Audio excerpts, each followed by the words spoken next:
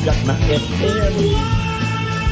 Energy FM. Araw at gabi mo'y tunay na sasaya dito. Sagot namin, tugtugan, kantahan, walang patid na tawanan at kulitan. Huwag mong sabihin radyo, sabihin mo Number 1. Energy. Ito ang number 1. 06.7 Energy FM. Sa bahay, opisina, kotse, taxi at jeep. What? Tricycle, FX, bus na masigip. O kaya? Palengke, internet, plaza, karinderya.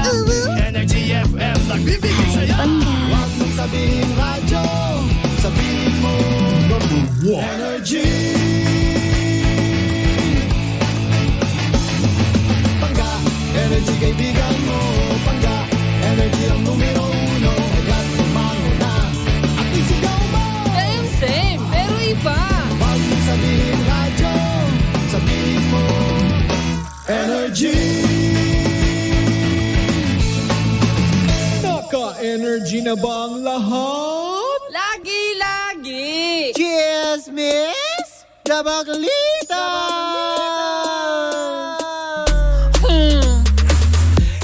Same, pero iba. Happy Friday mga pangga. Kapiling nyo na nag-iisang kapitana Sisa sa ngalan ng aking partner na si Tita Cora. Ito na ang Baklita sa Woo Woo! At kayo patuloy pa rin pong nakatutok at nakikinig sa number 106.7 Energy FM. Pangga, wag mong sabihin radyo, sabihin mo yan! Sa mga nagsaselebrate na kanilang mga birthday ngayon, happy birthday sa inyong lahat. Hindi ba? Kung anumang okasyon ang inyong mga sinaselebrate na anniversary man yan, monthsary, yan. Naway maging masaya kayo para sa araw na ito. Ay, diba? Gano'n. Walang bitterness. Dapat ganyan lagi. Maging happy tayo sa mga kapwa nating masaya naman. Diba? Huwag na tayong masyadong porkat masaya sila. Alam mo yung bitter ka. Huwag ganon. Kaya hindi umuunlad ng bansang Pilipinas eh. Panay kasi ang tingin sa kapitbahay, diba? Well, anyways, ayan, syempre sa mga nanonood sa atin via Facebook Live, isang magandang araw po sa inyong lahat sa mga panig ng mundo at ng buong Pilipinas. Isang magandang araw at eto na ang ating chikahan for today's video. Nako, hindi mo kakayanin to, kaya kumapit ka. Jinky Pacquiao! Ayaw na daw pag-usapan ang anak sa iba ni Manny Pacquiao. O, diba na nakakaloka itis? Kasi nga, eto na nga ang chismis. Kasi nga kamakailan lamang ay umalingaw-ngaw na naman ang issue tungkol doon sa anak ni Manny Pacquiao sa kanyang, alam mo yun, dating, alam mo yun, paano ba yung term na pa pwede kong sabihin? Yung dating niyang, yung dati niyang naka-fling, ganon, diba? Na kung saan nga naman, kaya nga naman umalingaw-ngaw ang anak niya sa isang kanyang dating naibigan na si Joanna Bacosa. Ayan, dahil nga dito sa kanyang 19-year-old na anak na talagang nga naman gumawa na ng ingay sa mundo ng boxing. Diba? Hoy, wag ka magtatatawa, totoo yun. Dahil kamakailan, parang last week lang yata, diba?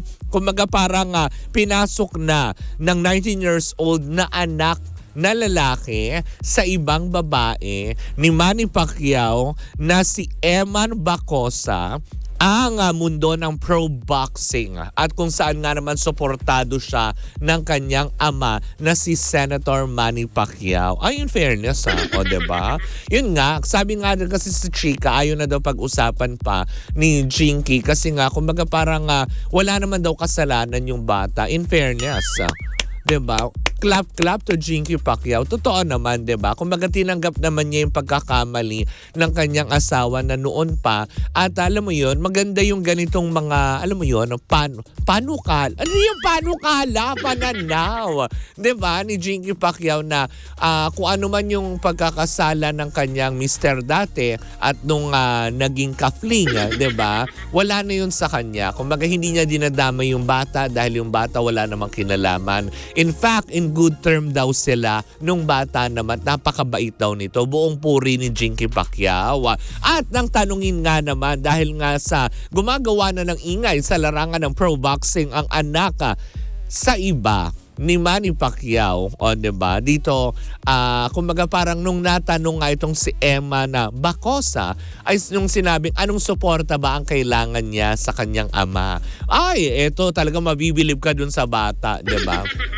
Hindi niya kailanman hihingiin ng kung anumang pinansyal na pera o pinansyal na bagay na suporta. Kasi mas gusto daw niya nga, alam mo, magsumikap siya nang may maipundar siya sa kanyang sariling pinaghirapan. Ay, sana all lahat. Sana all, no? 'Di ba? Yung mga ganyang aspeto. May sarili siyang pangarap. Hindi porket yung easy money, 'di ba, na pwede naman niyang hingin sa kanyang ama, na pwede naman madali naman niyang tipong sabihan, 'di ba? Pero hindi, mas gusto ng bata na gumawa siya ng pangalan sa kanyang sariling pagsisikap sa larangan ng boxing at hindi dahil sa kanyang ama or sabihin lang na ang kanyang ama ay world boxing champion, hindi ba?